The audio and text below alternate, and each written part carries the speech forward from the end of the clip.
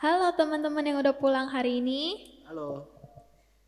Yuk kita sama-sama memuji Tuhan hari ini. Kita mulai ibadah kita.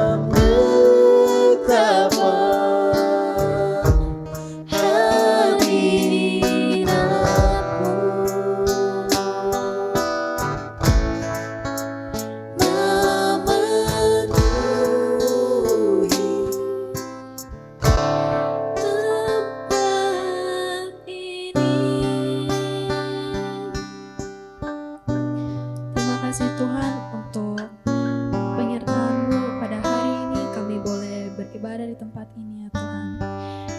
Sebentar kami ingin memulai ibadah kami Tuhan, biar Engkau yang pimpin dari awal pendengaran hingga akhir ya Tuhan. Dalam nama Tuhan Yesus yang siap memuji Tuhan, katakan amin.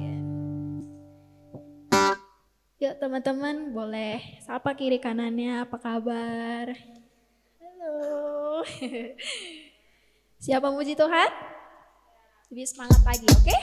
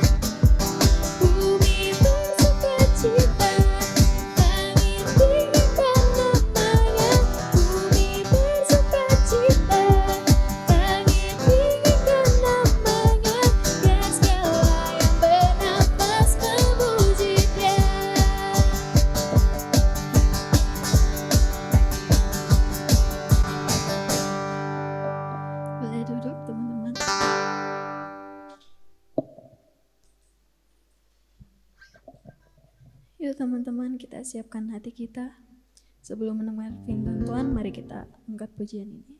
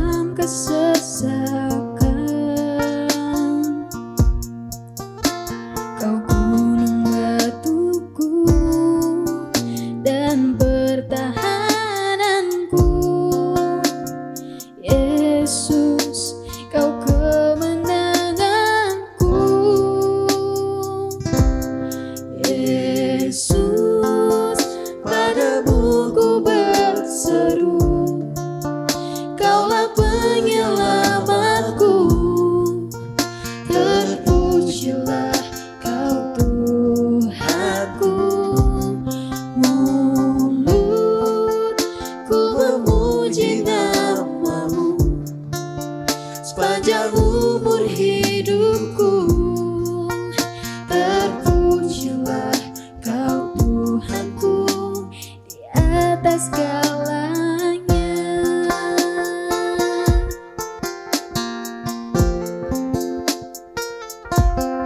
Kau Tuhan, penolong dalam hidupku. Ku percaya hanya kepadamu. Kau pegang tanganku dan tuntun langkahku. Yesus, kau perlindunganku. Kau Tuhan, kekuatan dalam hidupku, penolongku dalam kesesakan. Kau gunung batuku dan pertahananku. Yesus, kau kemenanganku. Yesus, padamu ku berseru. Kaulah penyelamatku. Terpujilah Kau Tuhanku. Mulut ku memuji nama-Mu sepanjang umur hidupku. Terpujilah Kau Tuhanku di atas segalanya.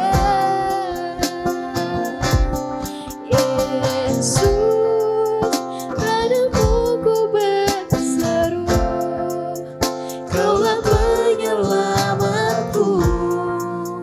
Terpujilah Kau Tuhanku. Mulut ku memuji nama-Mu sepanjang umur hidupku. Terpujilah Kau Tuhanku di atas segalanya.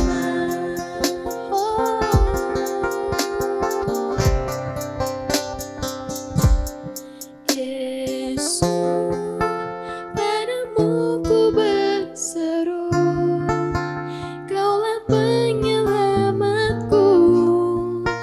Terpujilah Kau Tuhanku.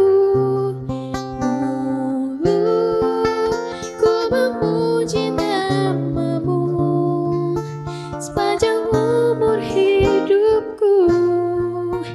Terpujilah Kau Tuhanku di atas segalanya.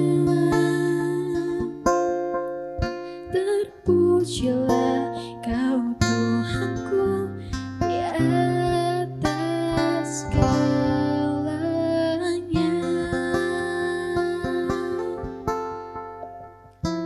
Tuhan, sebentar kami ingin mendengarkan firman-Mu. Berkati hamba-Mu yang akan membawakan firman-Mu.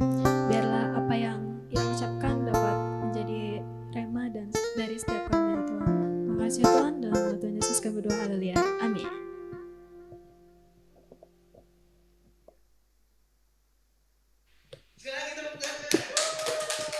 Lima 5.000 orang ada di sini, haleluya. Oke, shalom semuanya, selamat siang semua teman-teman dari JKI Home, House of Messianic Encounter.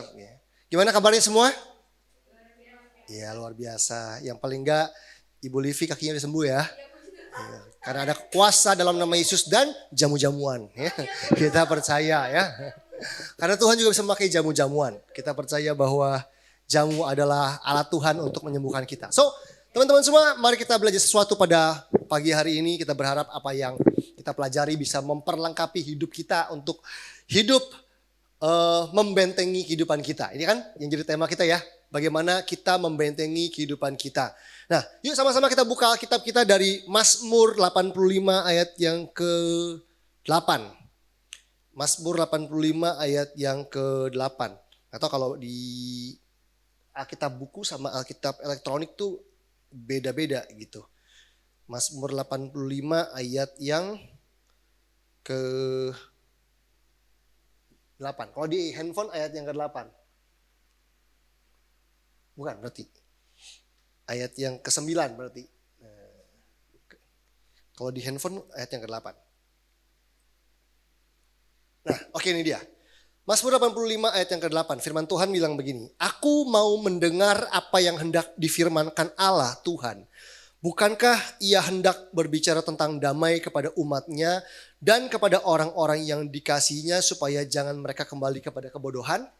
Nah, hari ini saya mau bicara tentang kembali kepada kebodohan. Jadi salah satu hal yang perlu kita bentengi dalam kehidupan kita adalah kita perlu membentengi hidup kita supaya kita jangan kembali kepada kebodohan. Nah, teman-teman semua, kalau kita memperhatikan Mazmur 85, sebenarnya Mazmur 85 itu secara keseluruhan itu bicara soal pemulihan. Bicara soal pemulihan. Artinya adalah begini, Tuhan adalah Tuhan yang mengerjakan pemulihan dalam kehidupan kita. Kalau kita pernah mengalami hal-hal yang gak enak, pengalaman-pengalaman yang pahit, pengalaman-pengalaman yang menyakitkan, sesuatu dalam kehidupan kita mengalami kehancuran, kita mengalami sakit, atau kita punya masalah finansial, kita punya hubungan yang rusak, dan Tuhan memulihkan kita. Kita pasti mengucap syukur, amin. Kita pasti bersyukur untuk bilang, "Oh Tuhan, terima kasih Engkau sudah memulihkan hidupku, Engkau sudah mengubah keadaan yang gak baik, kondisi yang gak baik, hati yang terluka, badan yang sakit, Tuhan pulihkan menjadi baik, menjadi baru, menjadi pulih, menjadi kembali dalam keadaan yang baik." Tentunya pemulihan adalah hatinya Tuhan buat kita, amin. Tuhan rindu memulihkan kita. Dia Tuhan bukan cuma rindu, dia sanggup memulihkan kita. Tetapi setelah kita dipulihkan, ini yang perlu kita perhatikan baik-baik.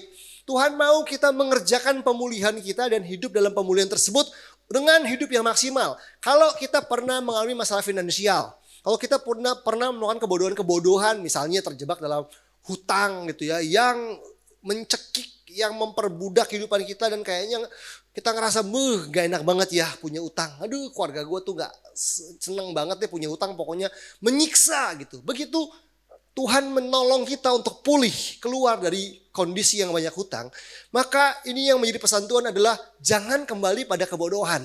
Jangan kembali pada pola pikir yang salah, pada cara hidup yang salah yang bisa membawa kita kembali diperbudak sama hutang. Kan begitu kan? Kalau kita mengalami kehidupan yang jatuh bangun dalam dosa gitu ya, jatuh bangun dalam dosa terus akhirnya kita hidup dalam keterpurukan, rasa gak berharga, ngerasa jijik, ngerasa hancur hidupnya, terus Tuhan pulihkan kita. Tuhan mau supaya kita berjaga-jaga, membentengi hidup kita supaya kita jangan kembali kepada kebodohan. Ini sebuah pesan buat kita orang-orang yang sudah dipulihkan dan pernah dipulihkan sama Tuhan. Kita harus memasang rambu dalam kehidupan kita. Memasang rambu, tahu ya rambu ya. Sebuah pengingat buat kita supaya kita jangan sampai kembali kepada kebodohan. Karena hidup kita gitu ya, seiring kita terus-menerus dipulihkan, maju, mengalami kemajuan, dipromosi sama Tuhan, mengalami hal-hal baru, mengalami terobosan, mujizat, hidupnya lebih baik. Ada orang-orang yang tidak sadar bahwa iblis sebetulnya ingin menjebak kita supaya kita kembali pada perbudakan, kembali kepada kebodohan, supaya akhirnya kita balik pada apa yang dulu pernah kita dilepaskan dari situ. Nah, kita perlu tahu bahwa kalau bicara soal kebodohan, teman-teman semua, kebodohan itu gak ngomongin soal IQ. IQ-nya rendah ya, nilainya jelek ya, waktu pelajaran di sekolah rapotnya. Kebodohan dalam Alkitab gak bicara soal sekedar ngomongin soal otak. Gak cuma soal bicara soal nilai di rapot kita atau nilai di ujian kita. Tetapi kebodohan bicara soal the state of character. Jadi ketika Alkitab bicara soal kebodohan, ada kisah tentang orang kaya yang bodoh, ada kisah tentang gadis yang bijaksana, gadis yang bodoh. Banyak kata bodoh dipakai dalam Alkitab itu mengacu pada the state of character.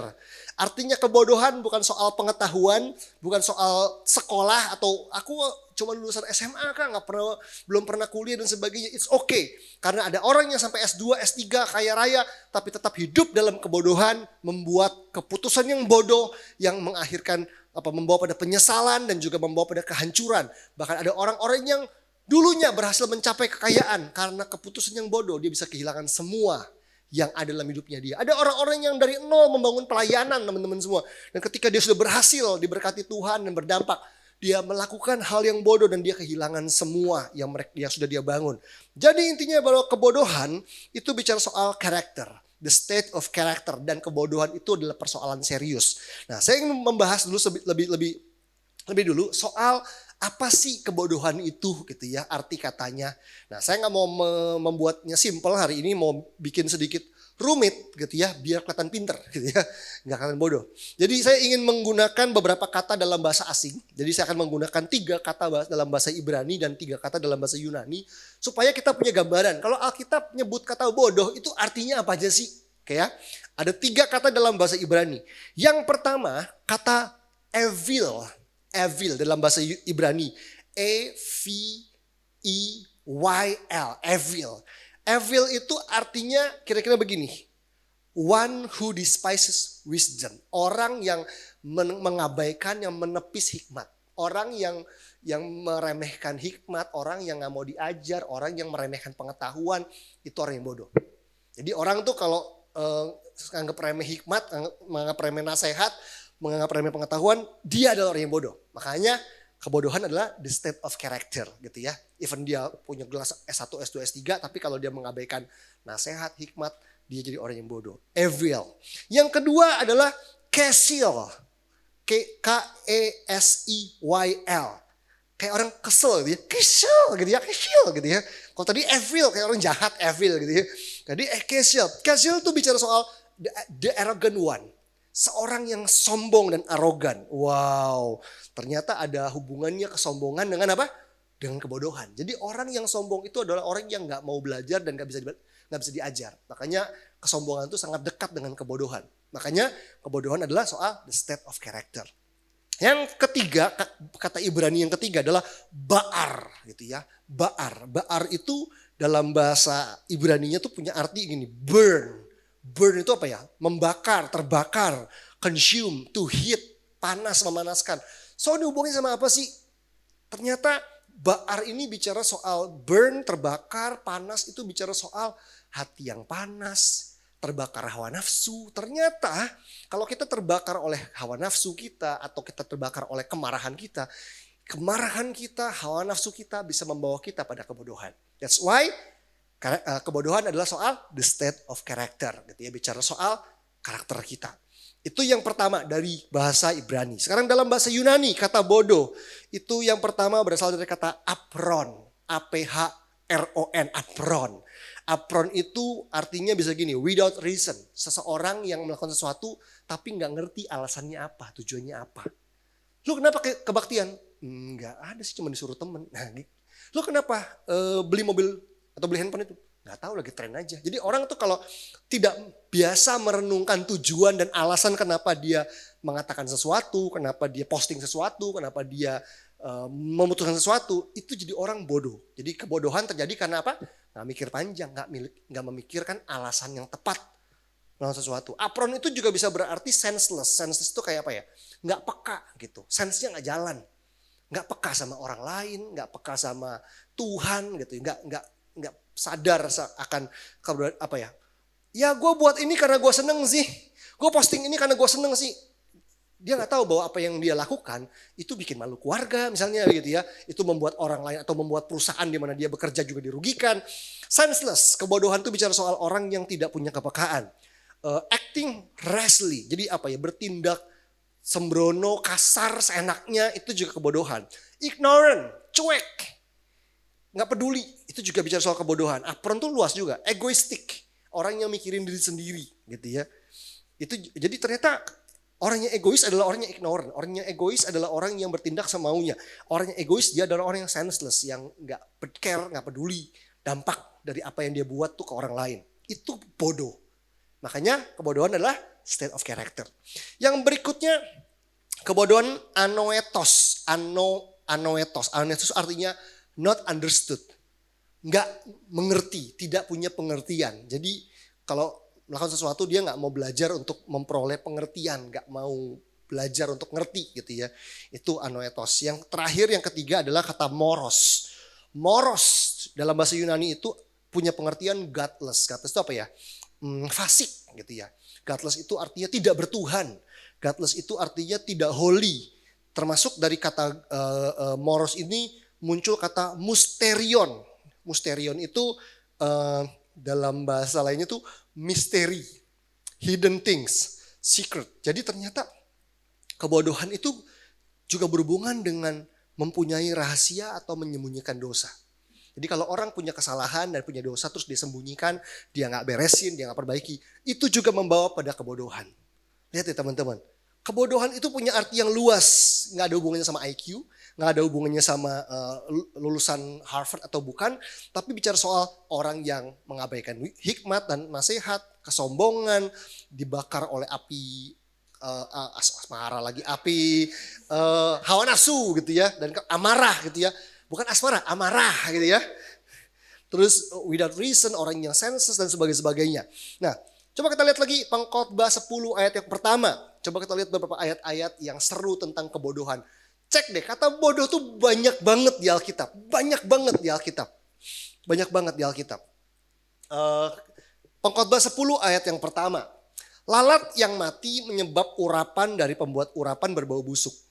Jadi sebuah urapan, minyak urapan yang udah dibuat, begitu kalau ada lalat mati jatuh di dalamnya, ya jadinya urapannya nggak bisa kepake minyaknya gitu ya. Terus demikian juga sedikit kebodohan lebih berpengaruh daripada hikmat dan kehormatan. Coba yang kalimat yang kedua perhatikan. Demikian juga sedikit kebodohan lebih berpengaruh daripada hikmat dan kehormatan. Ini loh firman Tuhan bilang bahwa jangan anggap remeh kebodohan-kebodohan yang kita lakukan di hidup kita. Jangan tolerir gitu, perbaiki, terus perbaiki. Yang namanya bertumbuh itu bukan cuma soal tahu isi Alkitab. Yang namanya bertumbuh itu bukan cuma soal rajin ke gereja. Tapi bertumbuh artinya kita memperbaiki kebodohan-kebodohan kita sedikit demi sedikit sampai kebodohan itu teratasi.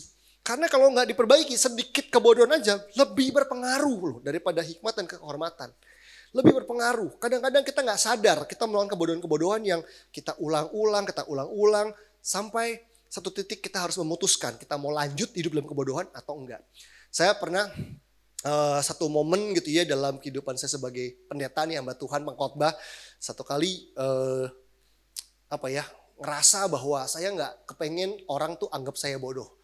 Jadi kalau saya khotbah, saya lagi diundang khotbah, saya harus bisa menunjukkan bahwa saya pinter gitu ya. Khotbahnya berbobot gitu ya. Khotbahnya dalam gitu ya. Ini kalau ngomong nih orang harus dengarkan saya. Jadi saya tuh coba menggali, coba belajar, coba menyusun gitu ya, coba mencari kutipan-kutipan dalam bahasa Inggris dan semua gitu ya, membuat makin jelimet makin keren gitu ya, makin jelimet makin kelihatan jenius gitu ya. Terus ya udah, mungkin dalam beberapa kasus itu oke. Jadi saya pernah diundang khotbah di pertemuan-pertemuan hamba-hamba Tuhan gitu ya, di kota besar, waktu share, orang kayak ngerasa mantep nih, bagus nih, masih muda tapi isinya dalam. Nah, tapi satu kali saya diminta khotbah di Semarang gitu ya, di Semarang, di satu gereja yang dimana istri saya dibesarkan di situ gitu ya. Nah, wah ini kan ada mertua saya ya gitu ya. Jadi saya harus lebih menunjukkan lagi bahwa saya pinter gitu ya. Jadi saya mulai khotbah dengan semua jurus yang canggih gitu ya, dengan semua statement, dengan semua hal yang yang saya pikir ini kemarin nih waktu gue khotbahin di pertemuan hamba Tuhan, semua orang tuh kayaknya muji gue gitu. Sekarang sikat di sini gitu ya. Terus begitu selesai, biasa kan kalau gereja daerah tuh suka salam-salaman. Kita pendeta tuh selesai khotbah di depan suka nyalamin jemaat. Di situ saya mulai nyadar sesuatu gitu ya, bahwa yang hadir kebanyakan embok-embok gitu ya, disalami gitu ya, embok-embok, oma-oma gitu. Ibadahnya tuh jam 7 pagi teman-teman. Kalau di kota-kota kecil itu ibadah makin pagi makin rame. Jadi jam 7 pagi tuh rame banget, nanti kalau udah jam 9, jam 10 itu lebih sepi, sore lebih sepi lagi. Jadi makin pagi itu semakin rame. Jadi waktu salaman saya mulai punya firasat. Ini sebenarnya mbok-mbok ini nangkep gak ya gitu ya. Wah gitu, begitu saya masuk mobil, mau pulang gitu, papi mertua saya tuh orangnya cool banget gitu. Tapi hari itu di mobil dia cuma ngomong gini, Fer, dia sendiri kayak gak enak, mungkin malu ya, udah bawa mantunya begitu. Kan harusnya kalau dipuji-puji dia senang. Dia cuma bilang, Fer, kayaknya gak ada orang yang ngerti khotbah kamu. Waduh, itu kayak saya dijatuhin dari langit, ceder gitu. Aduh, hari itu gue bermaksud untuk nunjukin kepintaran gitu kan. Tapi yang nyata ternyata adalah dia cuma bilang gak ada orang yang ngerti khotbahmu gitu. Ya lihat jemaat di sini deh gitu. Terus saya pikir iya ya, nunjukin diri saya pinter ternyata malah kelihatan bodoh gitu. Yang jadi pinter adalah ketika saya mampu mengkomunikasikan sebuah pesan yang orang tuh bisa ngerti, even mbok-mbok itu ngerti gitu. Wah, saya mulai belajar, terpukul kan. Saya pikir, oke, saya harus bisa belajar untuk bisa berkomunikasi dengan siapa saja. Baik dari isi materinya maupun juga cara penyampaiannya. Belum lama ini saya diundang khotbah, siang-siang khotbah di Kelapa Gading itu di ibadah pemulung, teman-teman. Ibadah pemulung. Pemulung tuh kalau ibadah rame loh. Heboh banget kalau nyanyi tuh joget-joget kayak acara dahsyat gitu tuh gak? Kalau jemaat biasa gak ada jaim-jaimnya, wow teriak-teriak gitu. Waktu khotbah mereka tuh nyatet loh.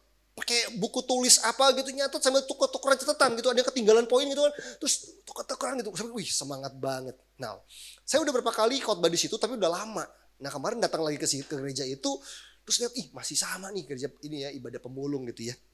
Terus sekelebat saya lihat catatan khotbah saya gitu kan, wah ini materi ini nggak mudah-mudah banget loh, nggak gampang-gampang banget untuk dijelaskan. Biasanya saya menyampaikannya ke orang-orang yang lebih kotaan lah gitu. Ini harus menyampaikan jemaatnya pemulung gitu. Terus akhirnya saya mulai pikir, oke, saya harus mengubah cara menyampaikannya. Mungkin isi khotbahnya ya nggak apa-apa, ayatnya, poinnya udah pas lah. Tapi gimana cara nyampein ke para pemulung nih, terutama ibu-ibu gitu ya, banyak kan ibu-ibu lah gitu. Terus ya udah saya mulai khotbah gitu ya, dengan pokoknya ya ala-ala itu ya MC 17-an gitu ya, pokoknya yang membuat kira-kira ini orang pada nangkep aja, bisa ngikutin lah gitu apa yang saya sampaikan gitu ya. Contoh-contohnya saya juga ubah, sesuaikan dan sebagainya. Selesai khotbah gitu, yuk mereka tuh rame loh. Amin, yes, nyatet segala macam gitu. Ya udah saya pulang, saya selesai, pamit gitu ya. Terus saya berpikir mau jalan kaki, mau ke mall gitu ya. Sebelahnya kan ada mall gitu. Jadi deh mau mampir mall dulu sebentar ada yang mau saya beli gitu. Saya jalan kaki dari ruko itu ke arah mall begitu. Tiba-tiba ada satu ibu pemulung yang tadi ikut ibadah teriakin saya dari pinggir jalan. Pak Pendeta gitu kan. Terus saya nengok kan gitu kan. Malu gitu kan, orang pada ngeliat ada Gojek gitu, apa sih lihat nih ngapain gitu ya. Pak Pendeta, saya pakai masker, pakai jas gitu sambil bawa tentengan gitu ya. Terus saya nengok gitu. Terima kasih ya, khotbahnya bagus gitu. Saya tuh cuma terdiam loh hari itu, cuma bilang makasih ya Bu, saya diem gitu sambil jalan pelan-pelan mikir. Seneng lah ya dipuji gitu ya. Tetapi hari itu yang muji saya bukan gembalanya loh. Yang muji saya ada satu ibu pemulung yang dia teriak dari pinggir jalan, niat banget gitu kan. Untuk bilang, Pak thank you ya, khotbahnya bagus. Nah saya bukan senang khotbahnya bagus, tapi saya bersyukur ya, Tuhan thank you ya, ibu itu ngerti. Orang kan kalau nggak ngerti kan nggak akan berubah ya nggak sih. Gerbang orang bisa berubah tuh ngerti dulu. Gimana mau dilakukan kalau ngerti aja enggak gitu kan. Di situ saya belajar bahwa ada banyak kebodohan-kebodohan yang kadang-kadang kita tuh nggak atasi dengan baik. Kita ngerasa nggak apa-apa lah gini aja lah, nggak apa-apa lah gini aja. Bicara soal mengelola uang, jangan salah deh. Saya hidup bertahun-tahun dengan mindset yang salah. Bahwa saya percaya Tuhan pasti menyediakan semua yang saya perlukan. Sampai saya nggak pernah nabung. Nggak pernah ngatur duit dengan benar. Pertama kali pacaran sama Fania berantem terus kenapa? Uang tuh bisa ada banyak, bisa nggak ada. Dengan cepat di rekening saya. Kebanyakan nggak adanya sih sebenarnya gitu ya. Jadi dia bingung kan, dia bilang lu gimana sih? Istri saya adalah orang yang dari muda itu pintar banget ngatur uang. Kalau saya suka memberi alias boros gitu kan. Jadi saya pakai tamengnya dulu, wah kalau lu menabur pasti menuai gitu ya. Sampai nggak bisa bedain itu ayat artinya menabur sama boros udah nggak jelas batasannya gitu ya. Jadi satu kali kita berantem lah, lagi pacaran berantem lah. Intinya adalah, lu kok hidup kayak gitu? Kok lu hidup gak nabung, gak mikirin masa depan dan sebagainya. Bahkan kita menikah tabungannya Fania itu 11 juta, dia udah kerja di bank. Saya tabungannya 500 ribu. Untung terjadi mujizat, kalau enggak gimana tuh gitu ya. Tapi di situ saya belajar keras, karena apa? Karena kami sempat mengalami saat-saat dimana kami gak punya uang gitu. Gak punya uang dan sebagai kepala keluarga gitu kan. Ya intinya harus bertanggung jawab lah dengan semua yang ada dan terjadi. Sampai saya harus belajar menerima bahwa saya harus berubah. Ternyata ada kebodohan-kebodohan dalam pola pikir saya yang gitu ya dibalik tameng ayat-ayat tentang menabur. Ternyata saya nggak pernah menabung, nggak ada keseimbangan. Saya tidak mempersiapkan diri. Seakan-akan dulu saya pikir nabung itu berarti nggak punya iman. Sampai ada seorang hamba Tuhan bilang begini, kalau kamu kelola uangmu dengan baik, ada yang kamu tabur gitu ya. Jadi ada yang di-spend, artinya dipakai untuk kebutuhan sehari-hari gitu ya.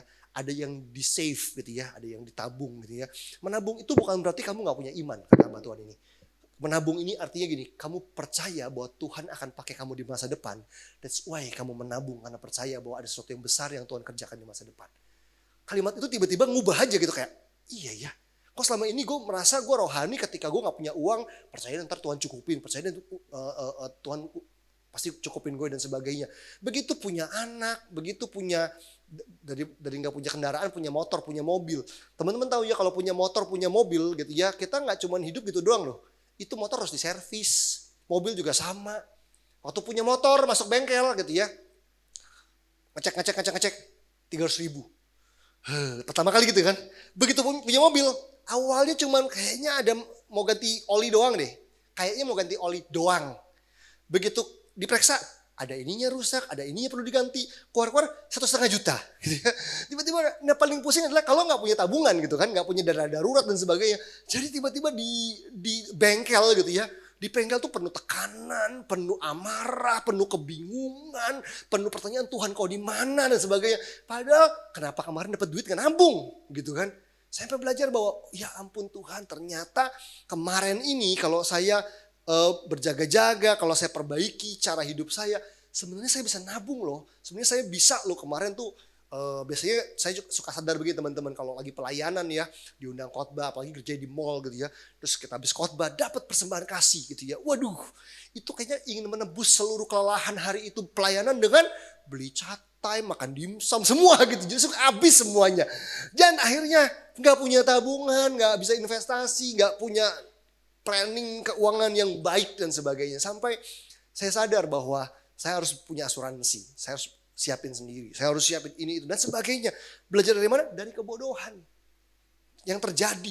Karena ternyata sedikit kebodohan aja lebih berpengaruh loh daripada hikmat dan kehormatan kata firman Tuhan. Nah, oke, coba kita lihat teman-teman. Sekarang saya mau membahas ada setidaknya 3 aja deh. 3 aja, ada 3 hal aja yang bisa menjadi penyebab kebodohan. 3 aja dengan cepat. Sebenarnya ada lebih daripada itu, tapi 3 aja. 3 hal yang bisa membuat kita masuk dalam kebodohan. Oke, yang pertama. Coba kita buka Ayub 5 ayat yang kedua. Ayub pasal yang kelima ayat yang kedua. Ini ayat-ayatnya coba kita lihat beberapa ya. Ini poin yang pertama. Coba kita lihat Ayub yang kelima ayat yang kedua. Firman Tuhan bilang ini, sesungguhnya orang bodoh dibunuh oleh sakit hati dan orang bebal dimatikan oleh iri hati. Jadi poin yang pertama yang menyebabkan kebodohan namanya sakit hati. Dikatakan bahwa orang bodoh dibunuh oleh sakit hatinya. Saya kadang-kadang pikir gini ya, Tuhan sakit hati kan gak ada salahnya. Namanya kita punya hati ya gak sih? Seperti lagunya Mita Lestari kan, aku masih punya hati. Gitu. Tapi karena kita punya hati, kita bisa sakit hati gitu ya. Nah ternyata gini, intinya gini kan, sakit hati sebenarnya awalnya nggak apa-apa. Artinya kalau ada orang melukai kita, minjem uang nggak dibalikin, kita difitnah, kita dilukai, siapa sih yang bisa mencegah? Nggak bisa kan? Tapi setelah kamu sakit hati, kamu ngapain kan gitu kan? Setelah kamu terluka, kamu ngapain? Kamu punya pilihan. Saya sering bilang begini, terluka itu atau sakit hati itu sebenarnya nggak dosa, tetapi tidak mengampuni itu dosa. Kenapa sih terluka itu nggak dosa? Ya karena kita nggak bisa mengendalikan. Misalnya saya lagi jalan di depan Pademangan ya, Jelambar gitu. Toto keserempet ada orang naik motor ugal-ugalan terus saya keserempet terus saya luka gitu. Kan saya nggak bisa mengendalikan kan. Saya bukan Spider-Man yang punya insting Toto bisa lompat begitu nggak kena serempet kan nggak bisa. Ya terluka itu nggak selalu bisa mengendalikan. Kita nggak bisa selalu menjaga diri kita untuk nggak terluka. Tapi setelah terluka pilihannya apa? Mau diobatin atau enggak? Setelah kamu sakit hati dan terluka kamu mau mengampuni atau enggak? Kenapa terluka itu nggak dosa dan tidak mengampuni dosa? Karena mengampuni itu firman Tuhan, itu perintah Tuhan. Kita diperintahkan untuk mengampuni. Jadi kalau kita tidak mau mengampuni, kita tidak mengikuti perintah. Kita tidak menaati perintah. Kita sedang memberontak terhadap perintah. Nah, teman-teman, orang bodoh itu dibunuh oleh sakit hatinya. Saya mulai pikir-pikir kan gitu kan. Maksudnya sakit hati, masa iya sih bikin orang bodoh? Bukannya orang tuh kalau bodoh mah bodoh aja gitu ya. Kalau sakit hati orang emang pinter, jenius sepinter aja gitu. Maksudnya apa sih? Nah coba kita lihat dulu ya ayat-ayatnya baru nanti kita bahas. Amsal 14 ayat yang 17. Amsal 14 ayat yang ke-17. Amsal 14 ayat yang ke-17. Nah ini ngomongin sakit hati teman-teman, ngomongin kemarahan. Orang suka nyangka saya tuh nggak pernah marah. Saya suka dilihat, ih sabar ya gitu. Pastor Ferry ya kagak gitu ya. Apalagi setelah menikah saya lebih gak sabar gitu ya. Saya ketemu dengan pasangan hidup saya, orang yang punya karunia untuk menyingkapkan siapa saya sebenarnya gitu ya. Kalau dulu marah ya diemin aja, pendem aja. Tapi begitu punya pasangan, ternyata pasangan kita adalah membantu menyingkapkan siapa kita. Apalagi ada anak, tambah lagi ya. Jadi ternyata orang terdekat kita adalah alatnya Tuhan untuk menyingkapkan apa yang ada di dalam kita. Ternyata saya orangnya pemarah loh gitu. Mudah sakit hati loh dan sebagainya. Amsal 14:17 bilang apa? Siapa lekas naik darah berlaku bodoh, tetapi orang bijaksana bersabar. Firman Tuhan bilang dengan jelas apa? Siapa lekas naik darah. Kalau cepet naik darah, cepet marah, dia berlaku bodoh. Terus dibilang apa? Tetapi orang yang bijaksana bersabar. Jadi kunci untuk bisa bijaksana itu adalah kesabaran. Tapi kunci untuk kebodohan adalah cepat marah, cepat naik darah. Terus ayat berikutnya, Amsal 20 ayat yang ketiga. Amsal 20 ayat yang ketiga bilang begini, terhormatlah seseorang, Amsal 20 ayat yang ketiga, terhormatlah seseorang jika ia menjauhi perbantahan. Ternyata orang tuh kalau menjauhi perbantahan, menjauhi keributan dia terhormat gitu ya. Nggak cari-cari musuh gitu. Tetapi setiap orang bodoh membiarkan amarahnya meledak. Saya nggak tahu saya pernah cerita di sini nggak sih waktu awal menikah. Saya sering berantem sama istri saya. Sekarang udah 11 tahun menikah kan. Awal menikah tuh lebih intens lah. 3 tahun pertama tuh seru banget berantemnya gitu ya. Dan saya sampai bilang begini sama istri saya. Lu tuh hebat ya, lu luar biasa ya. Lu orang pertama dan satu-satunya yang bisa buat gue marah gitu ya. Dan marahnya saya tuh bisa pukul pintu gitu. Pak gitu ya. Terus yang paling luar biasa adalah mama saya kirimin sore-sore kita pulang kerja, kita dikasih makanan rantangan gitu. Rantangnya bukan rantang besi, rantang plastik yang gede gitu ya, yang mereknya Lion Star gitu ya. Tahu gak sih Lion Star gitu, 3 susun kan agak lebar-lebar tuh, jadi nasinya banyak, sop gitu ya. Nasi, sop, tahu tempe lah kira-kira. Itu sampai saya pukul loh. Saya sering marah sama istri saya. Saya tuh gak pernah mukul istri, gak pernah mukul perempuan. Tapi mukulnya benda, tembok, bengkak tangannya gitu ya. Mukul kursi sama mukul rantang. Itu rantang saya pukul. Bah gitu ya. Kan nunjukin ego dong. Untuk nunjukin bahwa lu gak bisa ngomong kayak gitu. Gue juga marah kalau lo gitu-gitu. Cuar gitu kan. Itu rantang langsung berhamburan. Yang namanya nasi putih, tahu tempe, sampai sop dan sayap ayamnya gelundung sampai kolong meja. Itu sayap ayam yang pucet itu kan ala-ala sop gitu kan. Wah berantakan. Saya ngerasa bahwa ini gue gitu ya. Tapi begitu amarahnya pelan-pelan reda, saya tiba-tiba ngerasa bersalah loh. Gue pendeta, khotbah gitu ya. Ngajar kebenaran. Ini seandainya orang-orang yang gue pimpin lihat ini semua. Apa kabar mereka semua? Mereka jangan-jangan keluar dari gereja. Gak mau kalau dipimpin sama pendeta kayak begini yang gak bisa punya penguasaan diri dalam hal kemarahan. Dan apa yang saya buat? Ketika saya marah, kata-kata bodoh. Tindakan bodoh. Sampai Fanny satu kali nangis gitu ya, cuma bilang bahwa udah selesai berantem nih. Dia cuma bilang, boleh gak kamu minta maaf? Dia peluk tangan saya. Kenapa? Saya takut banget loh kamu marah. Istri saya tuh orangnya beranian teman-teman. Beranian, gak takut. Tapi waktu saya marah dia gak takut gitu. Berarti kan saya udah kayak Hulk gitu ya. Hijau, wah gitu ya. Dia peluk, boleh gak kamu say sorry sama saya? Saya tuh takut loh. Dia padahal gak takut apapun. Ya, di situ saya, ya biasa kan. Cowok ingin menunjukkan bahwa gue gak bisa ditindas, gue akan teriak, gue akan buat apa aja untuk membuat lu berhenti ngomong dan sebagainya gitu kan. Nah, tapi ternyata itu salah, itu kebodohan yang demi kebodohan yang saya lakukan. Dan akhirnya sampai belajar bahwa saya harus berhenti dengan ini semua. Saya harus berhenti untuk menyelesaikan dengan cara, kalau Fania marah, saya marah lebih keras untuk membuat dia berhenti marah. Ternyata itu bukan hal yang berkenan di hadapan Tuhan, dan itu justru menciptakan kebodohan demi kebodohan teman-teman semua. Dan kenapa tadi sakit hati sama kebodohan itu hubungannya di mana? Ternyata di sini hubungannya. Orang yang sakit hati, orang yang lagi marah, coba cek di dimanapun. Orang yang lagi marah itu gak siap belajar dan gak siap diajar. Coba cek dimanapun.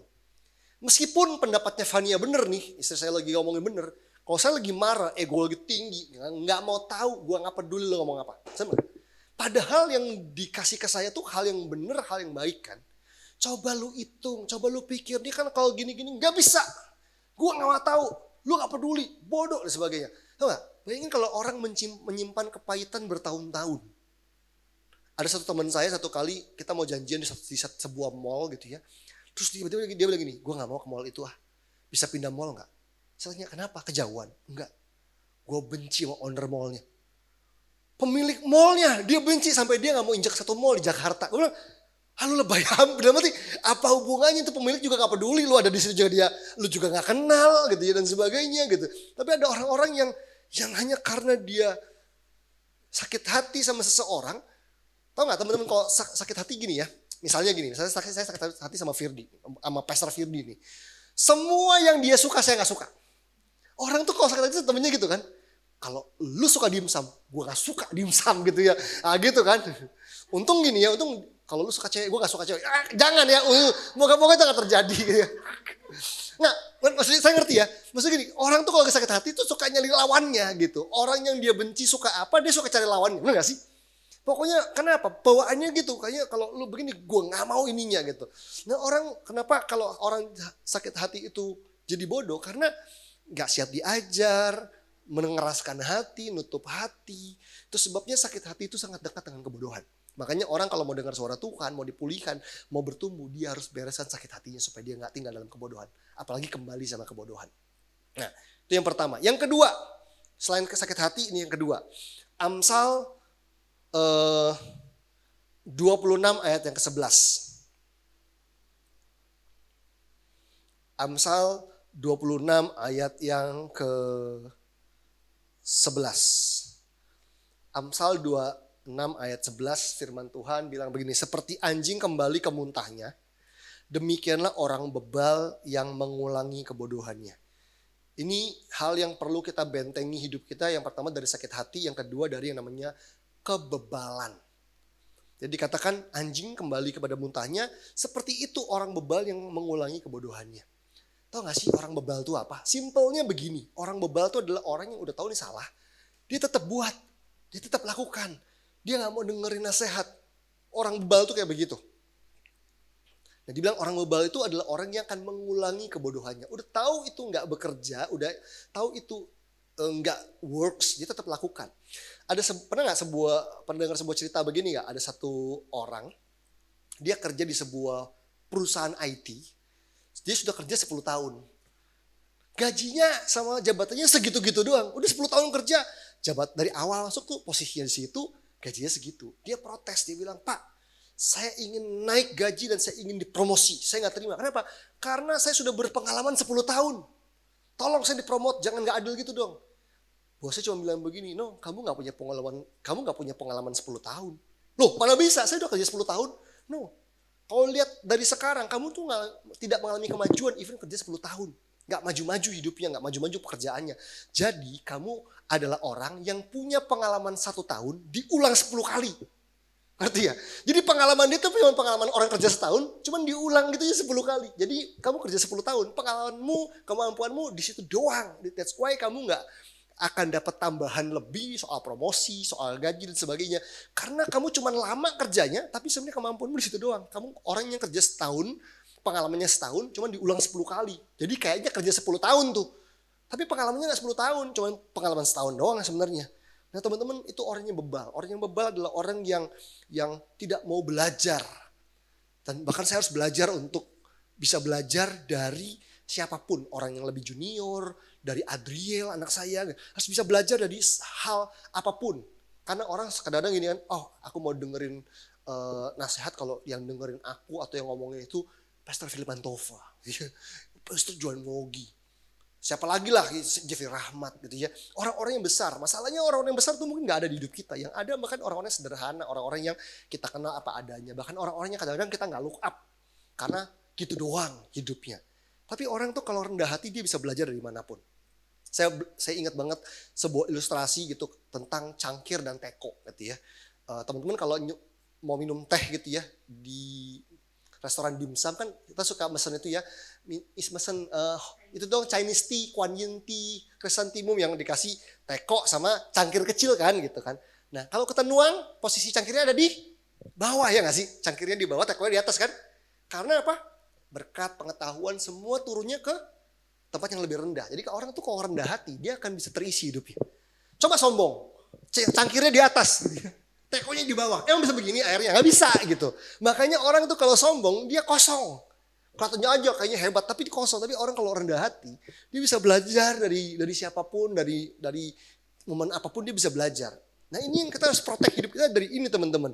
Jangan sampai kebebalan menghalangi kemajuan. Apalagi ini masih muda-muda nih kan. Wih, cewek-cewek ini kan luar biasa ya. Ya cowok cuma 2 lah gitu ya. Tapi intinya bahwa gini teman-teman, semakin kita ikut Yesus, hidup kita nggak boleh stuck. Kita harus terus mengalami progres, kemajuan demi kemajuan. Apalagi kita hidup di kota besar, kita nggak tinggal di desa, pengetahuan ada di mana-mana. Kita harus bisa mengalami kemajuan, tapi yang menghalangi kemajuan adalah kebebalan. Kita nggak bisa maju dalam iman, dalam karakter, dalam pelayanan, dalam karir, kalau kita jadi orang yang bebal. Terus Amsal 15 ayat yang kelima. Amsal 15 ayat yang kelima, firman Tuhan bilang begini. Amsal 15 ayat yang kelima. Firman Tuhan bilang orang bodoh menolak didikan ayahnya. Orang bodoh itu apa? Menolak didikan. Tetapi siapa mengindahkan teguran adalah bijak. Jadi jangan menolak didikan, jangan menolak koreksi. Kalau bahasa Inggris correction, jangan menolak correction. Karena correction itu menghasilkan kebijaksanaan, menghasilkan pengharapan. Berikutnya Amsal 14 ayat yang ke-8. Amsal 14 ayat yang ke-8. Firman Tuhan bilang begini. Amsal 14 ayat yang ke-8. Mengerti jalannya sendiri adalah hikmat orang cerdik, tetapi orang bebal ditipu oleh kebodohannya. Jadi orang bebal itu ditipu oleh apa? Oleh kebodohannya. Dia ngerasa dia pinter, dia ngerasa dia paling hebat, dia ngerasa kayak nih gitu ya. Sama kayak ketika saya waktu itu merasa bahwa nih khotbah gue nih genius nih anak Jakarta gitu ya. Tapi gak ada yang ngerti satupun. Amsyong deh pokoknya gitu ya. Dan setelah sekarang mengubah pendekatan dengan cara-cara yang ternyata bisa loh khotbahnya lebih dalam gitu ya. Tapi jemaat di daerah bisa ngerti. Bisa. Saya cari caranya. Gimana ya cara menyampaikannya ya supaya sesuai lah gitu. Dan akhirnya sekarang diundang terus kan setahun 2-3 kali datang ke sana karena sudah menemukan cara yang pas gitu dan gak malu-maluin. Nah itu yang kedua soal kebebalan. Yang terakhir 2 Tawarikh 16 ayat yang ke-9. 2 Tawarikh 16 ayat yang ke-9. Ini adalah penyebab kebodohan yang harus kita jaga dalam hidup kita. Jangan sampai ini terjadi, kita harus membentengi hidup kita dari hal ini gitu ya. 2 Tawarikh 16 ayat yang ke-9. Firman Tuhan bilang gini, karena mata Tuhan menjelajah seluruh bumi untuk melimpahkan kekuatannya kepada mereka yang bersungguh-sungguh hati terhadap Dia. Dalam hal ini engkau telah berlaku bodoh. Oleh sebab itu, mulai sekarang ini engkau akan mengalami peperangan. Coba kita lihat ayat ini ya teman-teman ya. Firman Tuhan bilang bahwa mata Tuhan menjelajah seluruh bumi. Menurut Google, luas permukaan bumi kita kira-kira sekitar 510 juta kilometer persegi katanya. Kira-kira segitu. Dia bilang mata Tuhan tuh menjelajah seluruh bumi untuk melimpahkan kekuatannya. Dia bukan cuma ingin memberikan kekuatannya, dia ingin melimpahkan kekuatannya. Kepada mereka yang bersungguh-sungguh hati terhadap Dia. Dari 7,7 miliar manusia, Tuhan cari orang yang bersungguh-sungguh hati kepada Tuhan untuk melimpahkan kekuatannya. Terus dibilang ini, dalam hal ini engkau telah berlaku bodoh. Oleh sebab itu, mulai sekarang engkau akan mengalami peperangan. Artinya kan begini, harusnya ada peperangan-peperangan yang mungkin gak perlu terjadi di hidup kita. Tapi karena kita bodoh, akhirnya kita jadi terpaksa harus mengalami peperangan-peperangan tersebut. Gitu ya. Ada konflik-konflik, ada masalah-masalah yang mungkin harusnya gak perlu terjadi dalam hidup kita. Kalau kita gak ladenin, kalau kita gak terjebak dalam pertempuran yang salah. Saya suka istilah ini, choose your battle. Dalam hidup kita ini jangan biarkan waktu terbuang sia-sia, choose your battle. Tidak semua pertempuran perlu diladenin, tidak semua hal perlu diladenin. Satu kali ada seorang teman saya, chat saya, WhatsApp saya, dia hamba Tuhan juga, aktif di sosmed. Dia chat saya bilang gini, bro, sibuk nggak? Enggak sih, lagi habis makan malam, saya bilang gitu. Kenapa? Jadi gini, gue tuh udah 3 hari nggak bisa tidur. Mau konsultasinya sama lu nih katanya, dia bilang gitu. Oh iya kenapa? Saya bilang gitu. Terus dia memulai dengan pertanyaan begini, lu pernah punya haters nggak di sosmed? Dia tanya saya, lu pernah punya haters gak di Instagram? Saya bilang, kalau haters mungkin gak ada kali ya. Iya sih lu orang baik-baik. Enggak, tapi kalau yang nyebelin ada aja gitu. Yang komen-komen nyebelin tuh 1-2 adalah gitu. Ada gitu, tetapi gak tahu ya, gue gak bisa bilang haters karena gak seterkenal itu juga mungkin ya. Tapi ada gitu. Terus teman saya tuh kirim screenshot. Jadi dia Instagram dia, kolom komentarnya dia screenshot terus dia kirim gitu. Nih, ada satu orang komenin postingan gue terakhir nih katanya. Pokoknya dibilang sesat lah apalah. Pendek sih komentarnya cuma 3-4 kalimat paling gitu ya. Terus dibilang gara-gara ini teman saya gak tidur 3 hari teman-teman. Gak bisa tidur 3 hari gara-gara komenan satu orang. Terus saya buka Instagramnya dia, saya lihat akunnya, akun bodong juga, nggak ada followers, nggak ada postingan jelas. Terus dia tanya gini, terus lu ngadepin yang begini-begini gimana biasanya? Terus saya bilang, kalau gue nggak pernah ladenin, gue bilang gitu. Nggak apa-apa tuh nggak diladenin, ya nggak apa-apa gitu. Ya gue takut nanti dikira sombong. Gini loh, saya cuma bilang gini loh. Kalau yang komen itu jelas siapa orangnya, identitasnya, dia mengenalkan diri dengan baik, atau dia sahabat gue, berbeda pendapat, dia kasih masukan yang baik, gue akan denger, gue akan bersedia berdiskusi. Tapi kalau akunnya nggak jelas, begitu komen langsung marah-marah tanpa paham dulu postingan isinya apa, captionnya apa, ya gue nggak ladenin lah gitu. Ya kenapa? Karena choose your battle, jangan terjebak sama pertempuran yang salah. Ini orang kasih komentar begini nggak berniat untuk memperjelas. Karena saya pernah nih ada satu quote saya dicomot sama akun lain, tapi dia bilang dia mention saya, jadi diambil sama akun lain. Terus ada orang mempertanyakan gitu. Ini maksudnya gimana ya gitu. Sampai saya di DM secara pribadi sama orang tersebut. Saya jawab panjang lebar. Saya bilang thank you ya buat pertanyaannya. Saya pikir setelah saya baca ulang ternyata caption saya kurang jelas. Dan saya harus menjelaskannya bertanggung jawab. Jadi maksud saya tuh begini.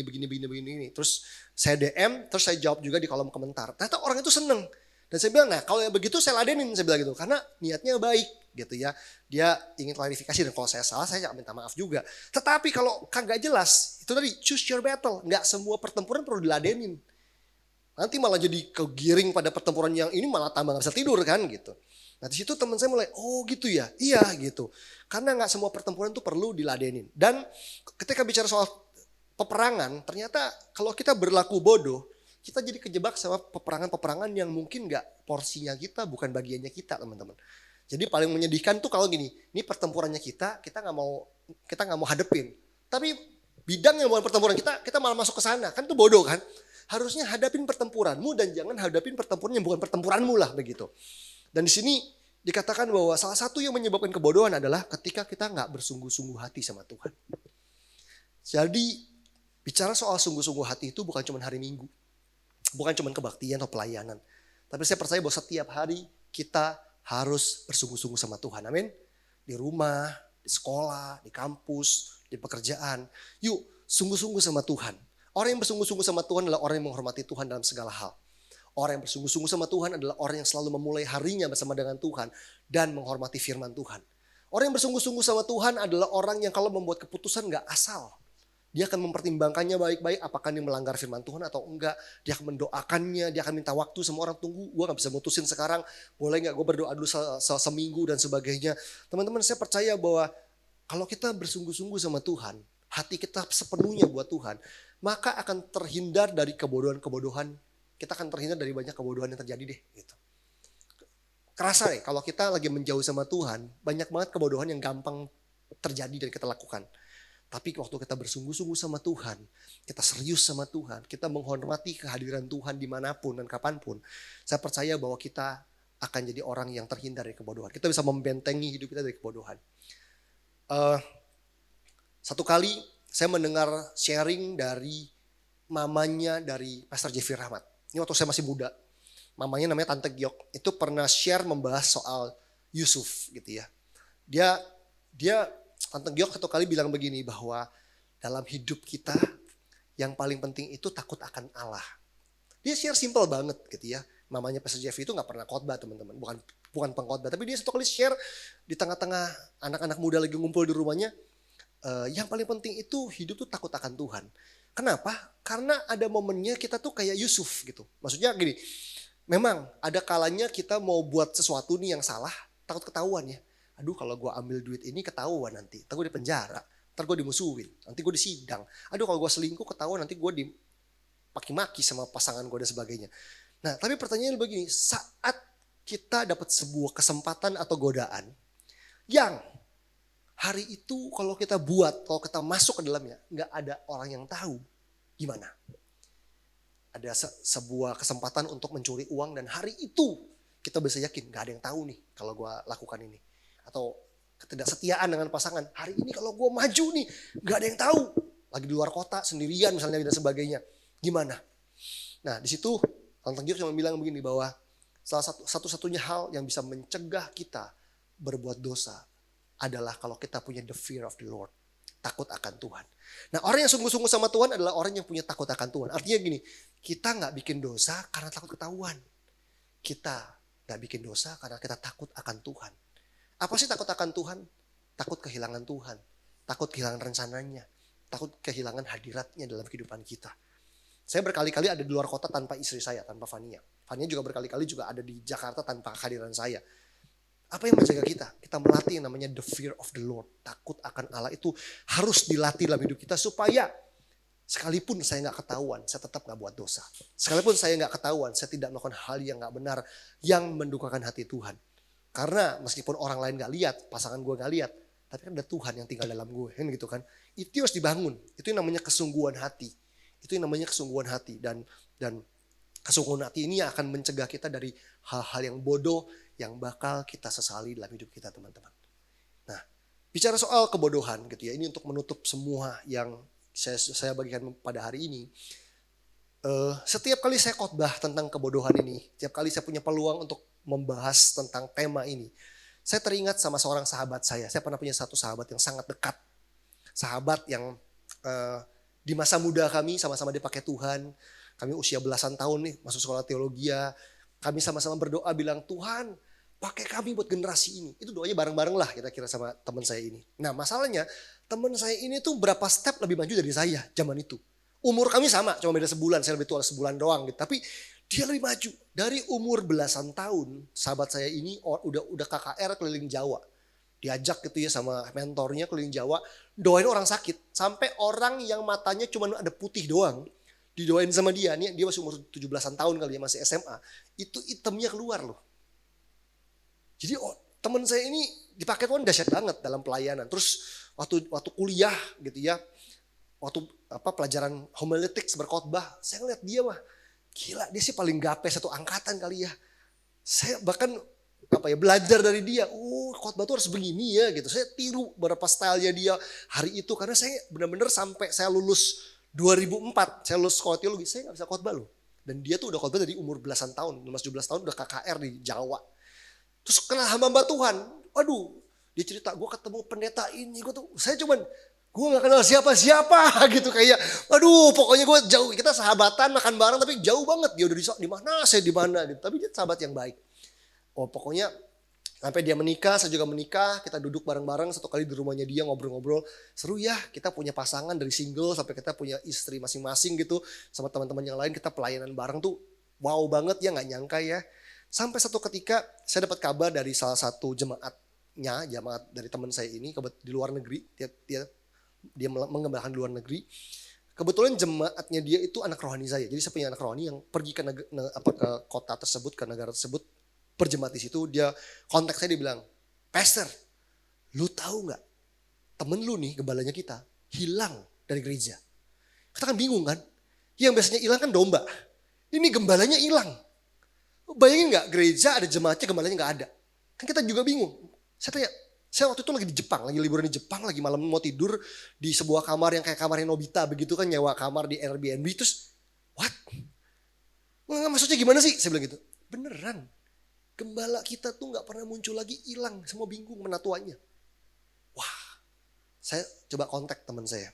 Karena hampir tiap bulan kami teleponan biasanya. Terus saya mulai chat gitu, gak dibales. Berhari-hari gak dibales, gak dibaca gitu ya. Saya coba miss call, coba telepon, gak diangkat juga. Itu saya ingat momen itu saya di Tokyo lagi di Jepang, lagi liburan. Dan saya Uber dia tuh 3 tahun lamanya. 3 tahun ngechat, voice note, gak pernah dibales gitu ya. Sampai setelah 3 tahun dia mulai bales. Tiba-tiba aja dia balas, bro kabar gue baik, sekarang gue udah gak tinggal di kota ini, gue tinggal di satu kota kecil banget yang ada di Indonesia. Wah, saya waktu dibalas seneng, tapi gak berani nanya macam-macam. Takutnya setelah saya nanya macam-macam, dia mutus hubungan lagi kan, mutus komunikasi lagi. Saya pikir, tahan dulu deh. Dan saya gak tahu apa yang terjadi sama dia. Sampai satu kali saya dapat update dari teman-teman terdekat, dari orang-orang di gerejanya diceritain. Intinya sahabat saya ini adalah orang yang baik sebenarnya. tapi ngalamin tekanan dari banyak hal, dari keluarga, dari mana gitu ya, yang membuat dia satu titik gak tahan dan dia melakukan hal yang bodoh. Dia kembali kepada kebodohannya, dia masuk terjebak pada perselingkuhan, dosa seksual dan judi gitu ya. Judi gitu ya. Itu benar-benar menghancurkan saudara-saudara. Wah, itu hancur benar-benar. Padahal teman-temannya waktu itu orang-orang di gerejanya tahu. Orang-orang di gereja itu pengen tolong loh. Pengen bantu bayarin utangnya, pengen bantu nyelamatin keluarganya. Tapi again, orang tuh kalau udah kayak gitu, udah jatuh ketimpa tangga, ke seruduk bemo, nyemplung got, udah tahu udah beruntun gitu, nggak mau ditolong. Jadi paling bahaya tuh orang kalau udah jatuh mau ditolong ditepis tangannya orang-orang, nggak mau, udah nggak usah tolong gue, dan dia terjerembab makin jauh gitu ya, kayak lagu aku terjatuh dan tak bisa bangkit lagi. Sebenarnya bisa, tapi menolak dan akhirnya apa yang terjadi? Dia ceraikan istrinya, dia tinggalkan anak-anaknya, dia tinggalkan pengembalaannya, dia menikah sama orang lain. Aduh, kalau dengar ceritanya mah gampang ya. Kalau kita kenal orangnya, saya bersahabat sama dia bertahun-tahun, ngobrol bareng, ngobrol heart to heart, tinggal hotel bareng zaman-zaman kita pelayanan. Waduh gitu ya. Dengar itu tuh ngancurin hati saya banget. Saya dengar ceritanya hancur. Fania aja yang kenal setelah kami pacaran gitu ya, nggak sedalam saya. Itu dengar ceritanya nangis. Istri saya nangis loh. Nangis dengar cerita itu sampai nangis. Dia bilang, kok bisa kayak gitu ya? Gitu, nangis. Saya cuma berkaca-kaca doang, istri saya udah nangis dengar kisah itu gitu ya. Ini yang terjadi sama sahabat saya dan sebagainya. Saya setiap kali ingat ini nih adalah saya ingat itu. Ada orang yang harusnya gitu ya dipakai Tuhan dahsyat banget dalam banyak hal. Tapi ada satu momen hidupnya di-trigger gitu ya. Ada hal yang dia gak jaga, dia gak bentengin hidupnya gitu ya. Dia punya mentor. Tapi mungkin gak semua area dia buka sama mentornya dia untuk bisa diberesin. Dia punya masalah dipendam sendiri, ditutupin sendiri. Satu kali iblis tinggal pencet, dar meledak. Dan gak ada yang tahu, kaget semuanya. Kita pikir dia fine-fine aja, dia pikir dia baik-baik aja. Kita pikir semua dia dahsyat-dahsyat aja. Ternyata dia lebih rapuh dari yang kita bayangkan. Dan sampai hari ini ya dia balik ke gereja, tapi dia nggak pelayanan, maksudnya nggak bisa khotbah kayak dulu lagi. Dia cuma bilang ya sometimes gue cuma lihat di YouTube, mungkin dia ngelihat siapanya temennya gitu, udah dipakai Tuhan ya lagi khotbah ya, harusnya kan gue di situ, tapi gue udah nggak, gue udah ngancurin semuanya. Teman-teman, saya percaya sebenarnya nggak ada hal yang Tuhan nggak bisa pulihkan, tapi semua ada harganya kan untuk dipulihkan. Tapi dengan apa yang kita pelajari hari ini, yuk bentengi hidup kita hari-hari ini. Serius untuk jaga bentengi hidup kita. Karena ada kalanya keputusan bodoh yang kita buat, itu akan membawa penyesalan yang dalam banget. Dalam banget. Bahkan ada orang-orang yang kalau mau putar balik, bukannya gak bisa. Bisa, pasti bisa kalau mau putar balik, mau memperbaiki semuanya bisa. Tapi harganya tuh terlalu mahal untuk kembali, untuk pulih, untuk balik. Nah seringkali orang gak siap bayarnya. Malu. Udah terlanjur, udah berantakan, hancur semuanya, gimana cara beresin semuanya. Tapi yang terbaik adalah kalau bisa jangan pernah buat hal bodoh yang bakal kita sesali. Seperti kata pepatah begini, kalau kita ada di pinggir jurang nih, mendingan kamu bikin pagar di pinggir jurang yang ngejagain kamu daripada nyiapin ambulan di bawah jurang. Udah nyungsep duluan baru nyari ambulan. Ini udah patah-patah dulu. Syukur-syukur hidup, kalau gak hidup gimana? Tapi mendingan nyediain pagar di atas jurang. Artinya mendingan ada orang yang jagain kamu, mendingan ada komunitas, mendingan ada orang yang bicara keras sama kamu di atas sini untuk nyegah kamu jatuh daripada kamu udah terjun dan baru ditolong di bawah. Karena ini lebih mahal harganya. So mungkin itu aja yang saya ingin bagikan pada hari ini dan berdoa supaya kita semua sejak sekarang bentengin hidup kita. Kenapa? Karena perjalanan kita, journey kita masih panjang banget. Pastikan kita jadi orang-orang yang finishing well. Menyelesaikan semua yang Tuhan mau dalam hidup kita dengan baik. Dan hidup kita bisa meninggalkan legacy, meninggalkan warisan yang berharga buat orang-orang yang ada di bawah kita. Baik anak kita, cucu kita, maupun juga orang-orang yang kita muridkan, kita mentor, dan kita pimpin. Amin. Yuk kita berdoa teman-teman semua, tundukkan kepala kita, datang sama Tuhan. Kita buka hati kita. Bapa, kami percaya bahwa hidup kami masih panjang. Di hadapan kami terbentang perjalanan panjang kerohanian kami bersama dengan Tuhan. Masih ada puluhan tahun ke depan yang bakal kami lewatin kalau kami dipercaya untuk masih hidup di bumi ini, di dunia ini. Tapi satu hal yang kami mau belajar hari ini adalah ajar kami, bantu kami untuk membentengi hidup kami. Kami percaya bahwa Tuhanlah kota benteng kami. Engkaulah benteng pertahanan kami. Tapi bukan berarti kami boleh hidup sembarangan. Karena kami percaya Tuhan adalah kota benteng kami. Ajar kami jadi orang yang lembut. Punya hati yang lembut untuk diarahkan, untuk ditegur, untuk dikoreksi. Tidak menjadi bebal. Tidak menjadi orang yang kehilangan kesungguh-sungguhan hati sama Tuhan. Tidak menjadi orang yang membiarkan sakit hati dan hati kami jadi keras karena sakit hati. Bapak, kami hari ini belajar bahwa kebodohan adalah soal state of character. Kebodohan adalah soal hati. Biar hati yang bodoh diubahkan sama Tuhan. Biar kami berbalik dan bertekun dalam firman Tuhan, dalam kebenaran, supaya hati kami jadi hati yang bijaksana. Roh Kudus berkati kami semua anak-anak-Mu, terutama anak-anak mudamu yang ada di tempat ini, yang kami tahu dalam masa muda mereka, masa depan mereka masih panjang. Kami gak pernah tahu di tengah jalan ada terjadi apa. Pastikan kami terhindar dari setiap kebodohan-kebodohan yang bakal kami kesali. Dan kalaupun di antara kami ada yang terjerembab, yang terjebak, masuk pada tindakan dan keputusan yang bodoh, dan terpaksa kami harus menyesali apa yang terjadi, minta anugerah-Mu Tuhan untuk memampukan kami untuk kembali kepadamu, untuk kembali kepada jalan yang benar, membayar harganya untuk kembali dipulihkan. Dan Tuhan menjaga kami dengan roh yang teguh dan hati yang teguh, supaya kami tidak kembali pada kebodohan. Terima kasih Roh Kudus. Ajar kami punya hati yang senantiasa menghormati Tuhan dalam segala sesuatu. Ajar kami punya hati yang takut akan Allah, takut kehilangan hadirat Tuhan, takut kehilangan rencana Tuhan, takut melukai hati Tuhan. Tapi sebaliknya kami jadi orang yang jatuh cinta sama Tuhan Yesus lebih dan lebih lagi. Terima kasih Bapa di surga. Terima kasih, dalam nama Yesus Kristus kami berdoa dan mengucap syukur. Haleluya. Amin. Mari kita angkat roti di tangan kanan kita. Sebab apa yang telah kuteruskan kepadamu telah aku terima dari Tuhan, yaitu bahwa Tuhan Yesus pada malam waktu ia diserahkan, ia mengambil roti dan sudah itu ia mengucap syukur atasnya. Ia memecah-mecahkannya dan berkata, inilah tubuhku yang diserahkan bagi kamu. Perbuatlah ini menjadi peringatan akan aku. Yang percaya kalau roti di tangan kita ini adalah lambang persekutuan kita dengan tubuh Kristus, kita makan dalam nama Tuhan Yesus.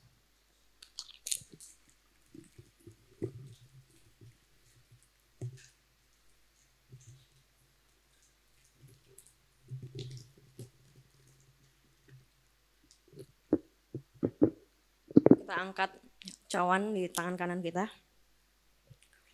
Demikian juga ia mengambil cawan sudah makan lalu berkata, cawan ini adalah perjanjian baru yang dimateraikan oleh darahku. Perbuatlah ini setiap kali kamu meminumnya menjadi peringatan akan aku. Yang percaya kalau anggur di tangan kita ini adalah lambang persekutuan kita dengan darah Kristus, kita minum dalam nama Tuhan Yesus.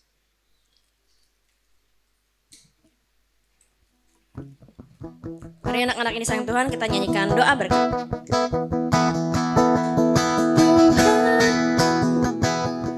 Memberkatimu,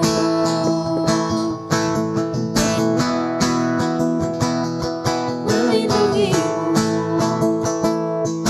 Dia menyinarimu dengan wajahnya dan memberikan kasih karunia.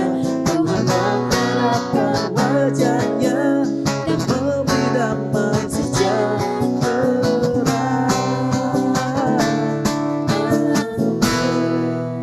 Happy Sunday. Tuhan